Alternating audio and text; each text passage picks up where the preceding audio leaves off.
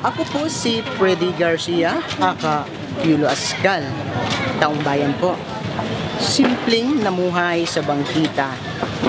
Isa po sa mga nagustuhan ko kay Senador Fresco dahil wala akong nakitang bahid sa kanyang pagkatao, sa totoo, tapat, maawain, higit sa lahat, ang kanyang puso na sa mga bata. At hindi lang yan, marami siyang nagawa. Siya lamang yung karapat-dapat na may kakayahang mamuno ng tapat sa ating bansa.